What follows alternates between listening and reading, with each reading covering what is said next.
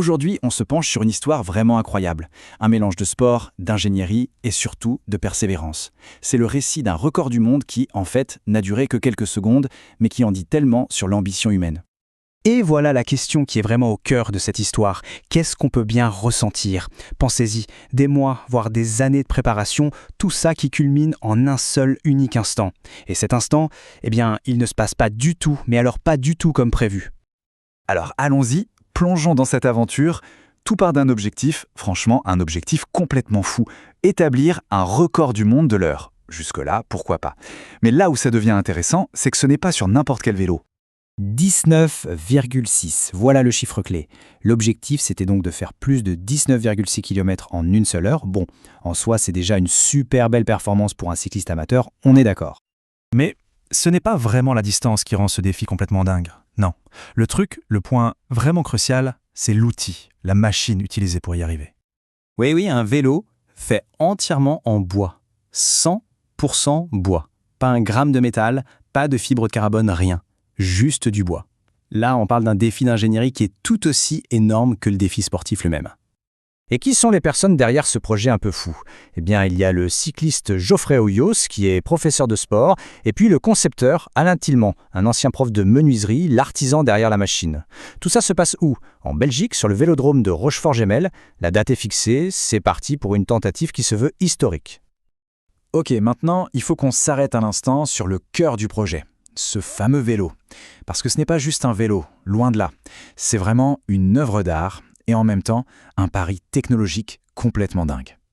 Quelques chiffres pour bien comprendre. Le matériau, 100% bois, on l'a dit. Le poids, 25 kg. C'est juste énorme pour un vélo de course. Il a fallu des centaines d'heures pour le fabriquer.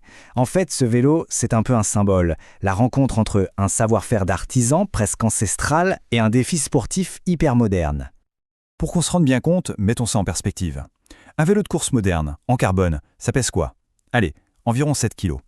Le Challenger en bois, lui, 25 kg. C'est plus du triple, on imagine tout de suite que la difficulté n'est pas la même. C'est juste immense. Et voilà, le grand jour arrive.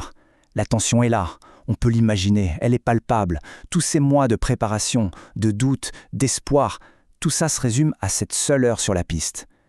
Mais la réalité, elle, va frapper. Et elle va frapper très, très vite. Allez, la tentative commence. Geoffrey Hoyos est sur la piste. Il y a ses proches qui l'encouragent. Il est plein d'espoir, forcément. Il s'élance. Les premiers coups de pédale, les premiers mètres, ce sont les plus importants. 4. Voilà le chiffre. C'est la distance totale que le vélo va parcourir. Pas 19 km, juste 4 mètres. Oui, 4 petits mètres, c'est tout. Et en une fraction de seconde, tout s'effondre. Le rêve se brise net. Plus de tentatives, plus de records. On imagine le silence, la déception qui doit tomber d'un coup sur le vélodrome. Mais alors, que s'est-il passé concrètement? D'où est venue la casse? Le point faible, ça a été la pédale droite. C'est elle qui a lâché.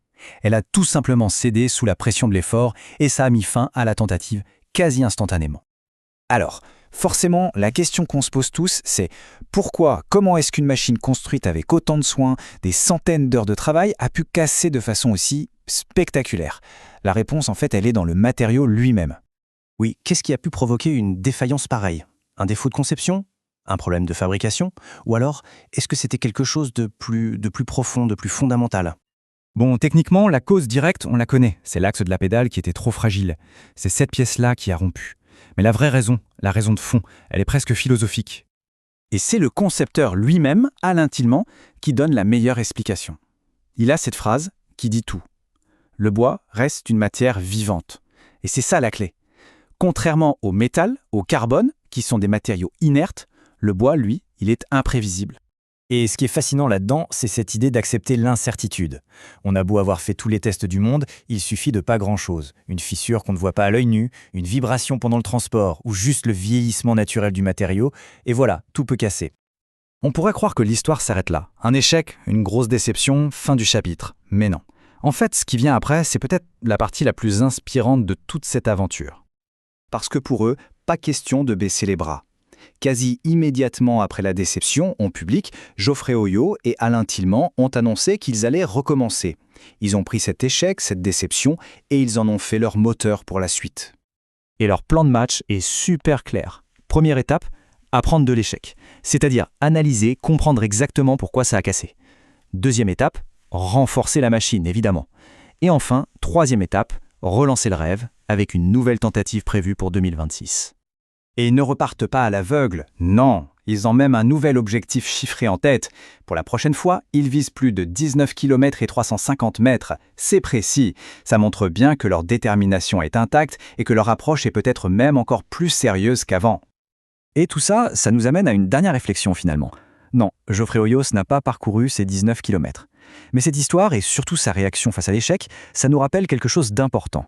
La vraie valeur d'un exploit, ce n'est peut-être pas toujours le chiffre final, le record, mais c'est peut-être simplement l'audace d'avoir essayé, et surtout la force de se relever quand on tombe.